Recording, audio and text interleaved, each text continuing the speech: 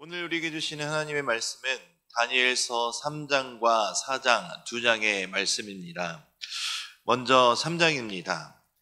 3장에는 다니엘과 함께 포로로 끌려왔던 3명의 친구들이 주인공으로 등장하고 있습니다.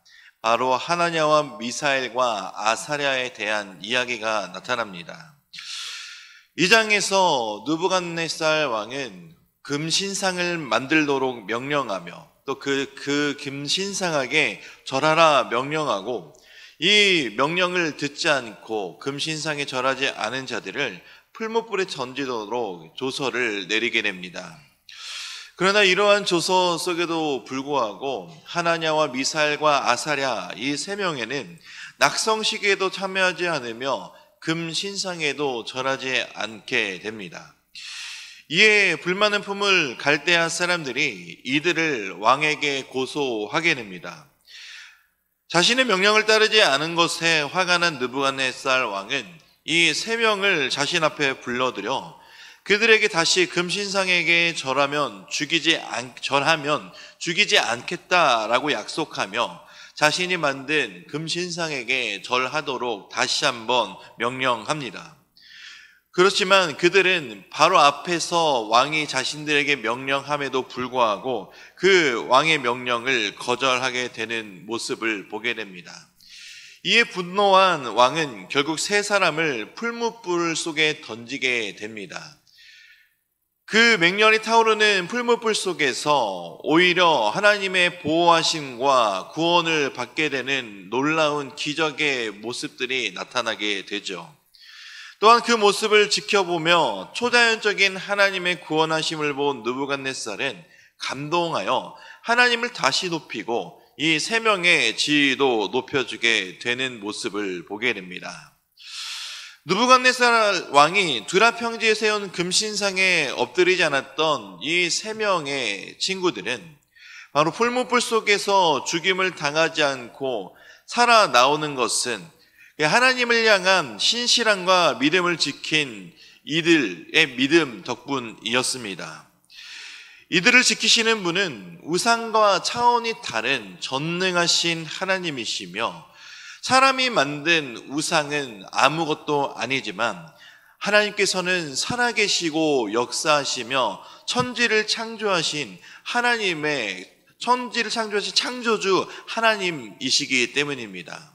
이 장에서는 하나님의 살아계심과 하나님의 주권이 다시 강조되고 있습니다.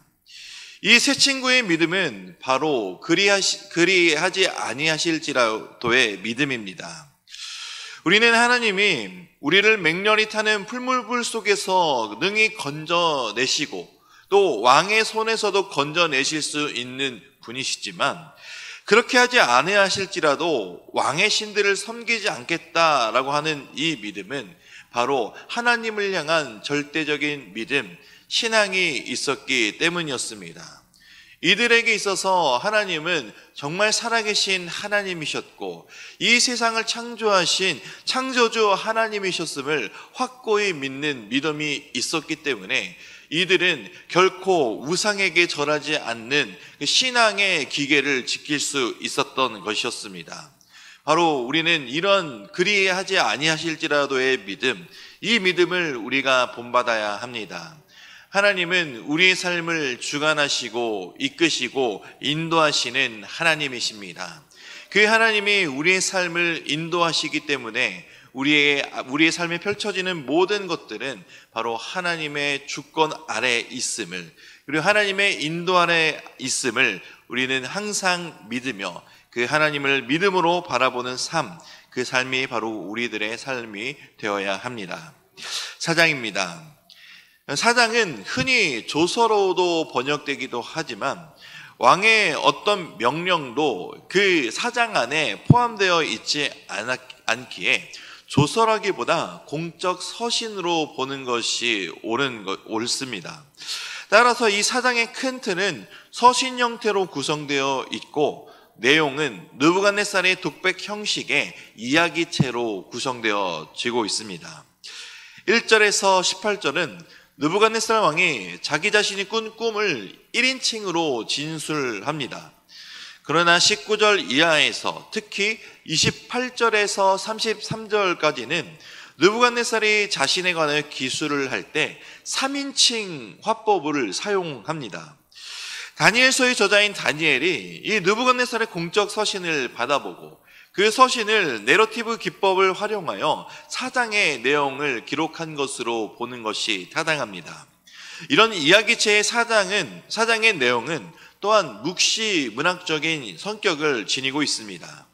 16절과 17절에 느부갓네살의 꿈에 순찰자가 계시의 중재자로 나타나고 7대도 상징적인 의미를 가진다는 점에서 묵시 문학적인 성격을 띠고 있습니다.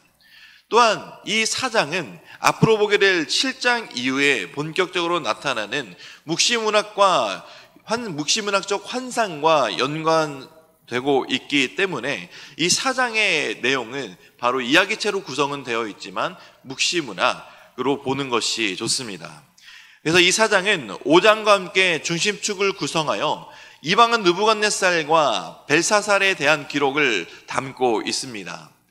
왕의 진술을 한 꿈의 내용을 다니엘이 해석하는 것이 또한 반복이 됩니다. 반복은 강조의 방법이며 결국 하나님의 뜻은 분명하고 그대로 이루신다는 사실을 강조하기 때문입니다. 이러한 이야기체의 형식을 사용한 묵시문학 장르에 속한 사장은 크게 2가지 주제를 품고 있습니다. 먼저 다니엘서 전체를 관통하는 핵심 주제인 하나님의 주권에 대한 강조가 다시 나타나며 25절에서 표현하듯이 지극히 크신 하나님은 우주적인 주권자이시며 또 하나님은 세상의 가장 큰 나라와 사람을 하나님의 뜻대로 다스리시는 하나님이신과, 두 번째 주제는 바로 온 세상의 주권자이신 하나님은 높은 자를 낮추시고 낮은 자를 일으키신다라는 것입니다. 이것이 우리에게 주는 의미는 분명합니다. 하나님은 절대적인 주권자로 우리의 삶과 우리 삶뿐만 아니라 이 모든 세상을 통치하시고 다스리시는 하나님이시란 것입니다.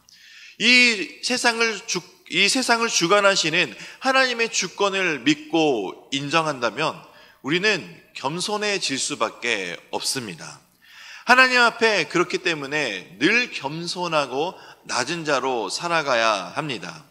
이것은 결코 비굴한 것이 아닙니다.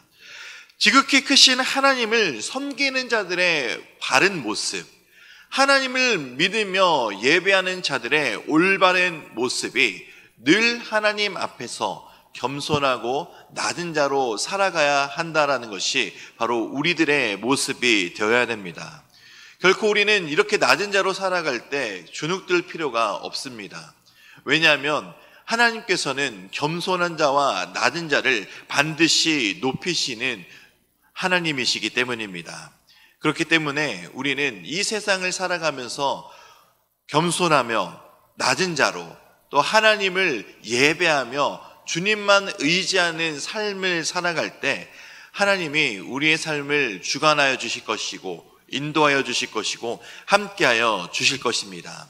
이것을 믿으며 살아가시기를 주님의 이름으로 축원드립니다. 이제 말씀을 듣겠습니다. 다니엘 3장과 4장의 말씀을 경청하실 때 우리에게 주시는 하나님의 음성을 들으시기 바랍니다.